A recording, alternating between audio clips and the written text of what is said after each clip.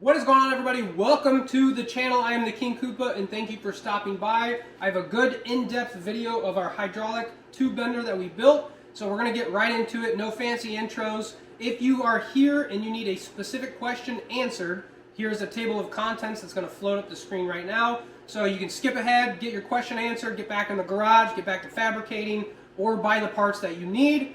Just be sure to hit the like and the subscribe button. I would appreciate it. Everything that we use for this build is going to be in the description below. I should have direct links to most of it. If you're new to the channel, this is an automotive channel. I have a couple cars on here that we like to customize. I like to teach people how to customize their cars and stuff like that. So we're starting to get more into the fabrication side of things. We're getting ready to build a exo cage on our Corvette dune buggy hot rod thing that we got. It was a wrecked C5. But before we do that, we might build a cross cart, which is like an off-roading go-kart. Picked up a Gixxer 750 from my brother-in-law for stupid cheap, so thank you to him. I think we're going to build the cross cart, really learn how to use the tube bender, probably pick up a TIG welder, and get really proficient at it, and then we will do the cage on the Corvette.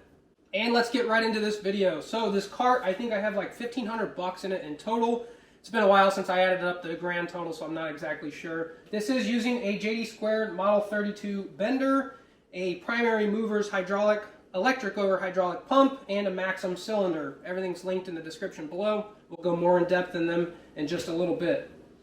I do have kind of a smaller garage, and I don't really have room to anchor a bender to the concrete, so this is why we decided to do a mobile bender on wheels. That way I can pull it out in the driveway, do whatever, take it to a buddy's house. Yeah, starting a new business, the King Koopa's custom tube bending mobile bender. I don't know, that's a terrible business idea. Anyways, so thanks for stopping by. Let's get into it. First thing I'm going to talk about is the frame of the tube bending cart. I'm just going to give a couple quick measurements for those of you who are interested in building it this style. This is all 2x2 by 1/8 inch thick steel square tubing, and I used a 24-foot stick of it, had them cut it in half to two 12-foot sticks because that's how big my flatbed is, and it actually worked out perfect. I had just a couple slivers left over, so that worked out really well. But this is 33 by 27 rectangle base. I welded up the whole entire base first, and then next we did this second support beam right here, and I had that at 5 11/16 distance between the two. So I got the square done, the support done, and then after that I worked on the die holder right here. So this is the same height as the US General toolbox, which is 26.5 inches. Then I just used 6 pieces of rebar that were 6.5 inches with just a slight angle on them, just so moving the cart around and stuff, the dies won't fall off. And this distance right here gives us about 1 inch between the US General toolbox and our C-channel towers. Next was the 4-inch C-channel pieces. Those are 32.5 inches tall. And if you were wondering, from the base to the first hole that the JD2 tube bender uses is 29.25 inches. We got those on, and then next we used our welded on our 2 angled pieces. This is going to help support the top of the bender from our hydraulic cylinder right here, because it's going to be putting a lot of force that way on it. I had just a little bit of square tubing left over, so I added this angled piece right here. This is going to help support the toolbox, and we ended up adding a little angled flange here later down the road, and a little piece right here, and welded some nuts on the bottom. So this is kind of reinforced battery mount. That US General toolbox is pretty thin, so I really wouldn't want to mount a battery inside that because I think it'd be kind of floppy. So I reinforced it, and also added this chain down here. So this is our grounding strap kind of. So wherever we move the cart around in the shop, that chain is going to drag on the floor, grounding the cart. Is it really needed? Probably not. I mean, it's kind of like an old school trick, but we also designed these little rings up on AutoCAD, had send, cut them out for us just because some of the stuff off the shelf at the stores I didn't really like, but this gives it a little buffer for moving around in the shop in case it bumps anything, but they work pretty well. And also designed this up on AutoCAD, had send make it for me. This was like 45 bucks. This is pretty thick, I think 3/8 steel. This is my lifting plate. So we have a little 1/2 inch shackle right here, and multiple holes to help distribute weight as you add dies later down the road, because the dies are super expensive, so I don't have all of them right now. I wanted this here so in case I ever wanted to lift this up onto a trailer, hook right here to the shackle and pick the whole thing up. And the last piece to the frame is our lower cylinder mount. So I took some angled steel, this is 1/8 inch thick, cut just a little bit of the corner off and then stuck it on to help reinforce this corner, since there's going to be a lot of pressure and load pushed down into this corner. And then these are 3/8 inch thick mounts that I designed up on AutoCAD as well. So this is going to help hold the lower cylinder. Assembling the JD2 Bender is pretty straightforward. You got 2 plates on both sides. These are 3/4 inch bolts. There's a spacer in the middle. And you need an 1 1/8 socket for these. Now we can put the arm in. It's just 2 plates, 2 more spacers, and this is just held in with the large pin. Cool part of it, our degree wheel, just hand tighten these. Doesn't have to be super tight because you want to be able to spin this with your hand. And we're ready to bend tubes. Next we can put our cylinder in. For the lower mount we're just going to use a 1-inch pin. Quick little note on hydraulic cylinder spacers. We have 2 right here, 2 right here. These are from A&A Manufacturing. I'll link them in the description below. They are 1 1/4 inch outside diameter with a 1 inch inside diameter. And we have an 1/8 inch spacer on each side, and then we also have a 1/4 inch spacer on each side. That helps keep the cylinder centered in the bender. You don't want this thing slapping around while you're trying to bend tubes or anything like that. And we also have the same spacers down on the bottom. And then make sure to lube up your Zerk fittings. And to protect our dies, we have some 5/8 fuel hose. Cut these into 6-inch length pieces.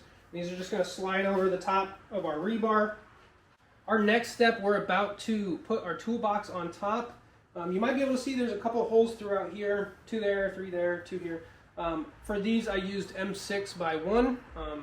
These are to mount the toolbox to the frame. I also used the M6x1 bolts to mount the casters to the frame. I just drilled the pilot hole and then used the tap in a drill and just ripped it through there. All the threads turned out pretty well. So we're going to put the toolbox on now. Whew. Got all those bolts in place holding our cart down. Next I have this old rubber matting. I just cut that out into the same size as the cart. For the top on our tool cart, I wanted something somewhat flush, something cheap and easy, so I chose to do wood.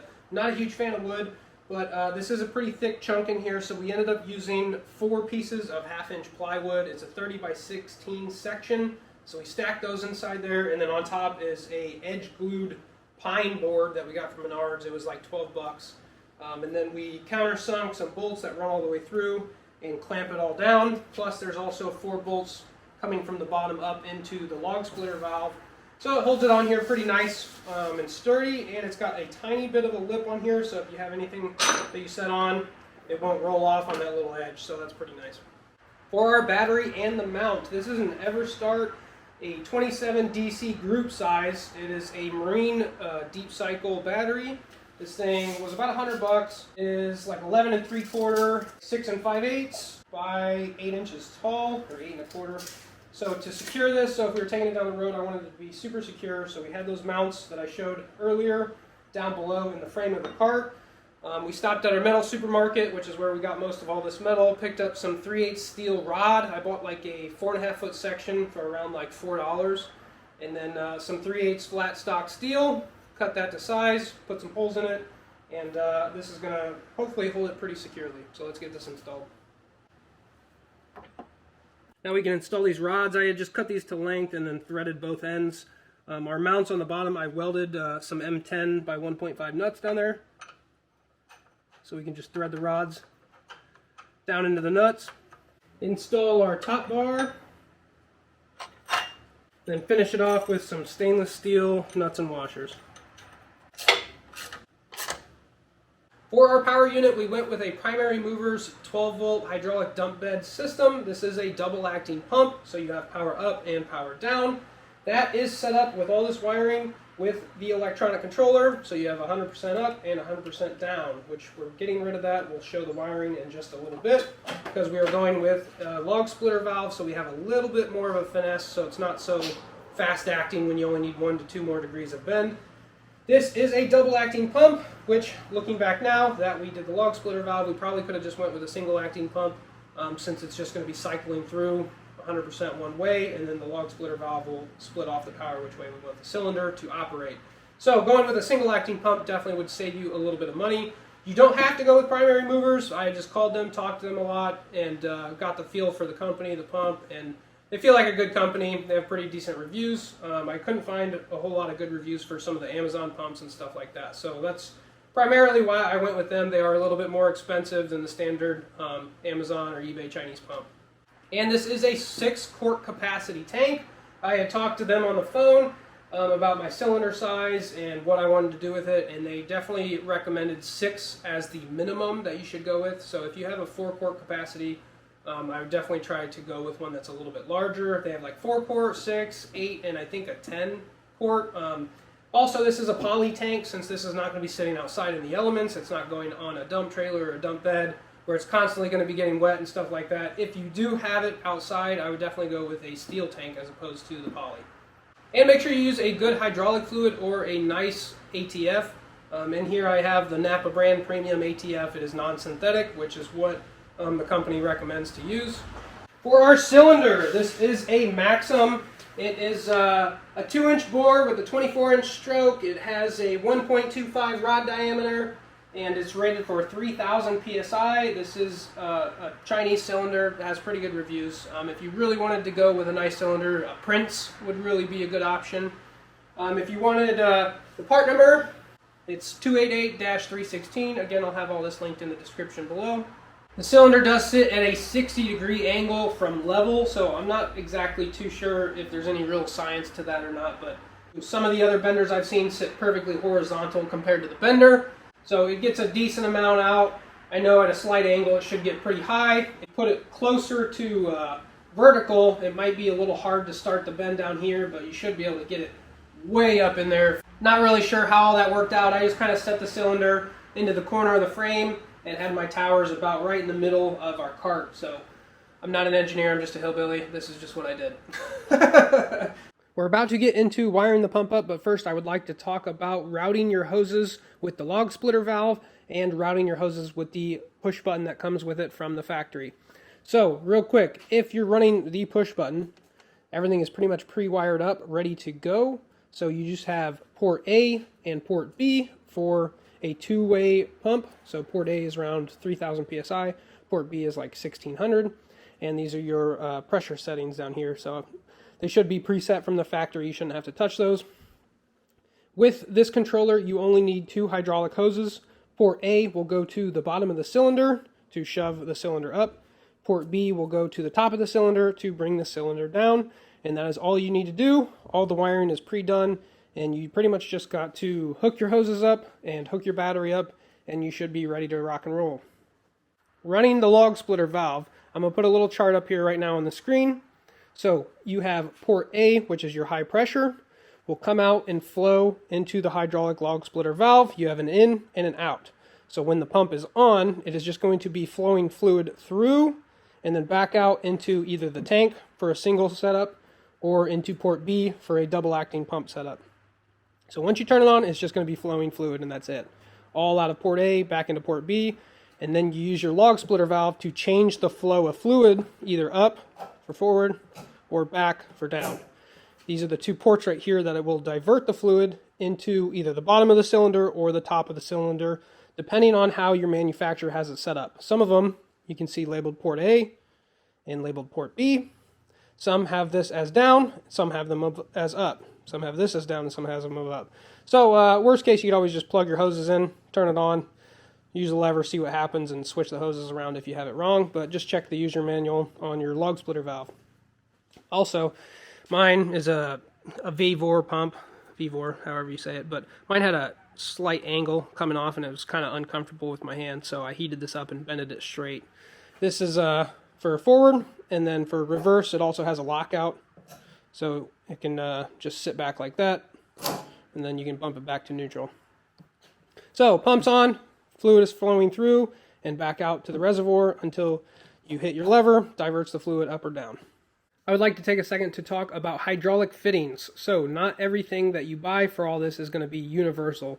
So the pump and the cylinder just happen to be SAE 6 fittings. So that's a O-ringed fitting and O-ringed on the cylinder as well. The log splitter valve is 1/2 inch NPT and 3/4 inch NPT National Pipe Threads.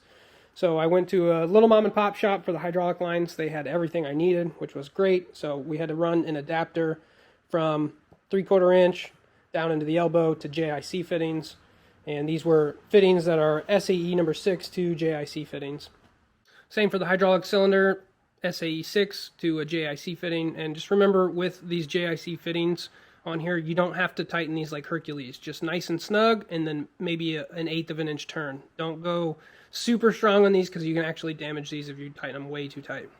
JIC fittings have an O-ring on them, so you can just tighten those down, get them nice and tight, and they'll be good to go. NPT, National Pipe Thread, need thread sealant or thread tape on there, just so you know. So you don't need thread tape on JIC fittings.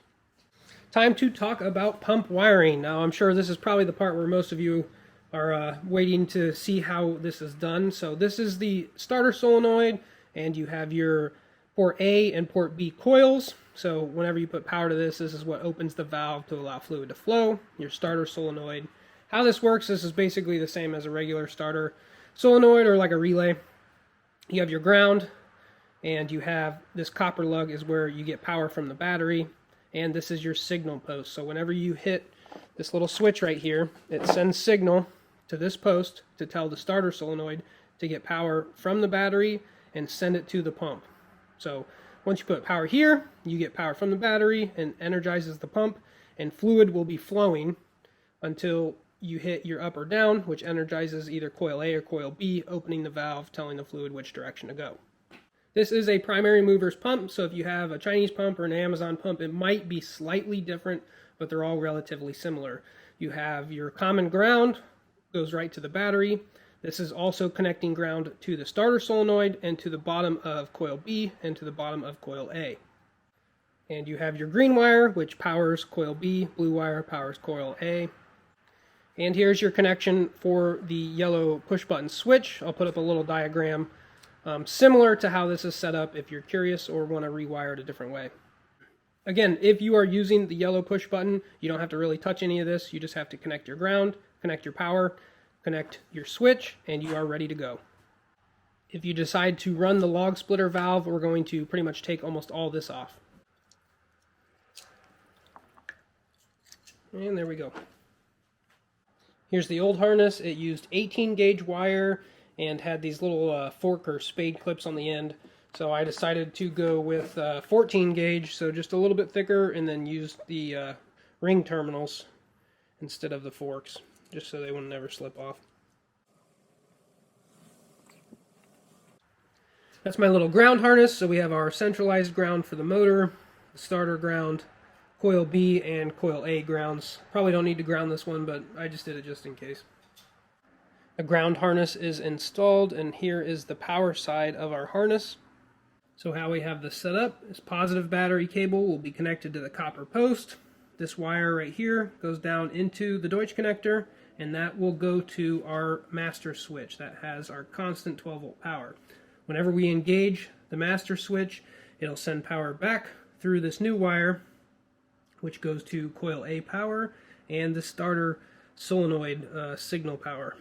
Our B coil is not being used since power is only flowing in one direction, so we don't have anything going to the post on that side. You don't have to put a Deutsch connector on here. We just did for ease of convenience of removing the pump in the future. The wiring for our master switch, we set the pump in there just to give us a little test so we know how much wire we need. Here is our little Deutsch connector back here. Goes up. There's some hose clamps. Hose clamps that follow it all the way around, and it tucks underneath the drawer so it doesn't hit anything. Made sure we tucked it behind the door tract. And here's our master switch that we mounted. There's two circuit breakers inside here labeled NC1 and NC2 for normally closed 1 and 2. The polarity on these doesn't really matter. Closed, the switch is off. Pop it out, energizes and completes the circuit, and there's off. Realistically, you can mount this anywhere you want. I just mounted it in an easily accessible location because I'll be close to the log splitter valve, so in case anything happens to the bender or the pump, I can quickly bump this and I'll shut the system off. And I could have used two red wires for power in and power out. I just used a black wire, so 12 is positive, 12 volt consistently, and the black wire is just power back to the pump. And that was just so I could distinguish the two when I connected the connector close to the pump. Mounting the pump isn't super difficult. There are two bolts that are on the bottom side that go through the bottom of the toolbox that hold it in place. A couple things to be aware when you're mounting your pump. Make sure you have plenty of room for clearances of the hoses. Also be aware of your fill hole. So we put our die holder on the far end close to the battery because most of the time we won't be touching that. It's easy right here outside to get a funnel in. Also, I transferred the full and low lines to the outside of the tank from the dipstick so that way it's easily to see.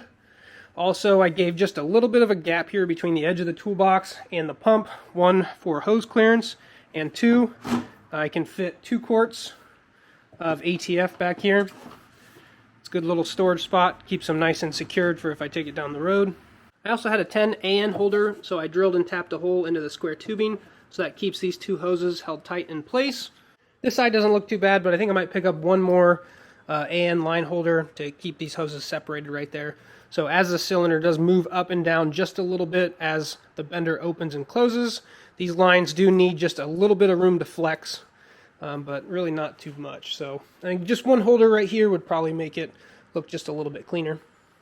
Next up is our battery cables. So I'll put a little chart up here on the screen for recommended size gauged wires. These are 2 gauge, I believe. Our battery is super close, so most of these cables that we made are underneath a foot length.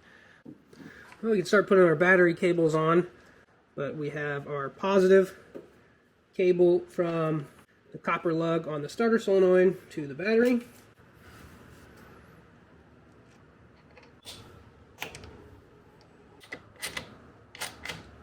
There is our first grounding cable from the pump to the battery. And here's our second cable from the battery to the frame of the cart that has a welded nut to it and then a bolt that holds it on. On the first startup, we'll kick it on. It should start sucking in just a little bit of fluid to fill the supply line and the return line. So we'll just make sure we check our levels, make sure it doesn't drop below the low line. We'll shut it off, fill it up a little bit. Let it pump again, and then we'll start operating the cylinder. It'll suck in a little bit more fluid to fill these 2 lines here. And once that has a good level, we'll operate it up and down a few times to try to make sure we get all the air out of the system. And we should be ready to bend.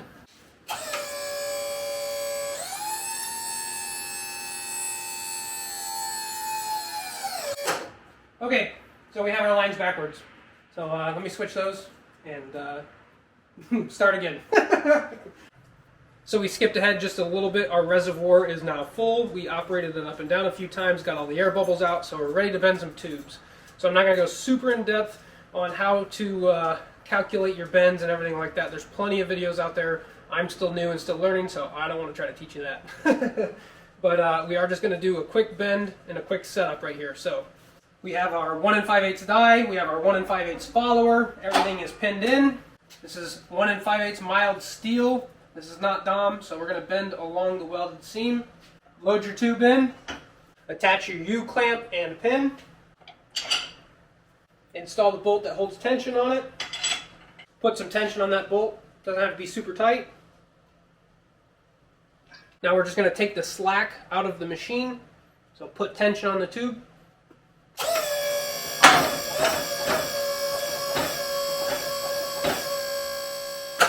Put your degree wheel at 0, and now you're ready to bend. So first up, we're going to do a 90-degree bend.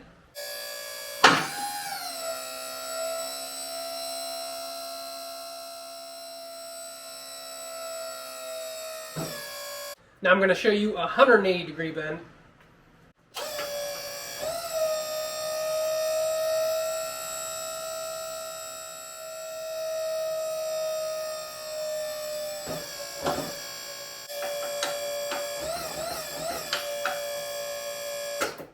Reset the pin, we're ready to bend some more.